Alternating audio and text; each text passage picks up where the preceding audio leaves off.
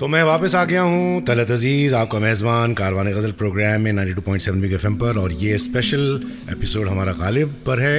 और जैसे कि पहले मैंने बताया, हमारे साथ हैं मशहूर और मारूफ हस्ती सलीम आरिफ साहब, मेरे अच्छे बड़े दोस्त, बहुत ख़ास दोस्त, और मैंने इनसे रिक्वेस्ट की, ये पहुँच चुके हैं। सलीम भाई आदाब। आदाब तलत भाई, बहुत बहुत शुक्रिया आप आए हमारे कारवान गज़ल। अरे मुझे बहुत अच्छा लग रहा है आपके साथ शामिल होकर। तो सलीम भाई, ये गालिब पर आप तो अथॉरिटी हैं, और सलीम आरिफ साहब ने एक ज़बरदस्त स्क्रिप्ट बनाई थी जिसका नाम था बयान गालिब। इसमें ये नैरेटर थे, इनकी स्क्रिप्ट थी, इनका आइडिया था, मैं गाता था और फारूक शेख साहब गालिब बनकर स्टेज पर आते थे। गालिब के लिए देखिए क्या होता है कि चूंकि हम दिल नादा तुझे हुआ क्या है या दूसरी उनकी गज़लों से गालिब को हम जानते हैं, तो उसकी वजह से ये अंदाज़ा होता है कि ये दाढ़ी लेके पैदा हुए थे।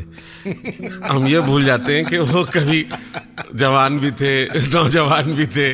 उन्होंने खुद अपने ख़त में कहा है कि मैंने जो 15 साल से 25 साल की उम्र में शायरी की थी, उसमें से कुछ नमूने रख के मैंने बाकी फाड़ दिया था। एंड उनकी सबसे बड़ी खूबी यही थी कि वो अपने बारे में बड़े क्रिटिकल थे, और अपने बारे में उनको कोई मुगालता गलतफहमी नहीं थी, सिवाय इसके कि ये उन्हें पता था कि वो बहुत अच्छे शायर हैं। और उसकी एक ना तो आप उनके गज़लों में वो झलक जाती है। जी जी। जब वो शायर जो लिख सकता है कि घिसता है जमी खाक पे दरिया मेरे आगे, यानी समंदर की लहरें आके मेरे कदमों को चूमती हैं, तो उसकी आप सोचिए क्या उसका एश्योरेंस, क्या सेल्फ कॉन्फिडेंस होगा अपनी शायरी में। लेकिन उनकी जो बड़ी बात थी वो थी ज़िंदगी में मुश्किलात में ह्यूमर ढूंढ लेना। और उसकी मिसाल तलत साहब ने जैसे बताया कि वो जब घर में पानी बारिश से टपक रहा है, तो उसकी एक मिसाल इन्होंने अभी मुझे बताया कि ये बता चुके हैं। अब उनसे एक दोस्त ने ऐसे ही कहा कि मिर्ज़ा साहब आप शराब पीते हैं और जो लोग शराब पीते हैं उनकी दुआ कबूल नहीं होती। तो उसमें उन्होंने कहा था भाई जिससे शराब मिल गई हो उसे दुआ मांगने की क्या ज़रूरत। अब ये उनका एक नज़रिया था।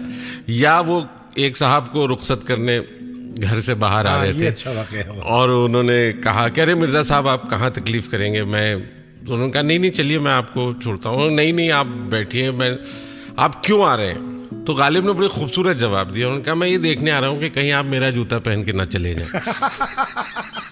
अब ये एक अंदाज़े बयां, एक बर्जस्तगी, जो एक स्पॉन्टेनिटी जिसको हम बोलते हैं, और ज़िंदगी में ह्यूमर ढूंढ लेना।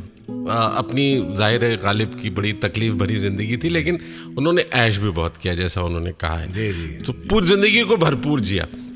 और उसमें उसका लेक साहब के साथ उनका एक बड़ा मशहूर किस्सा है। वो अंग्रेज़ अफसर ने पूछा था कि आप मुसलमान हैं? उन्होंने कहा आधा। तो उन्होंने पूछा आधा मुसलमान क्या हुआ? तो उन्होंने कहा शराब पीता हूँ, सुअर नहीं खाता।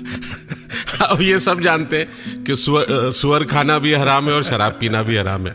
तो उन्होंने आधा अपने लिए माफ़ करा लिया उस तरह से, और अपने आप को आधा मुसलमान कहा। तो गालिब अपने बारे में ये ख्याल भी रखते थे, और उसको जाहिर है उन्होंने बड़ी आयरनी और ह्यूमर के साथ कहा है। उसको हम आज बड़ी सीरियसली लेते हैं, लेकिन कहीं गालिब में एक जो मैंने आपसे पहले कहा था कि क्रिटिकल उनका एक एलिमेंट है, वो बहुत मज़ेदार है। तो सलीम भाई, हम ऐसा करते हैं कि हमारे लिसनर्स को कुछ गालिब की गज़ल सुनाते हैं। अभी मैं हूं तलत अजीज़, 92.7 बिग एफएम, कारवान गज़ल गालिब स्पेशल।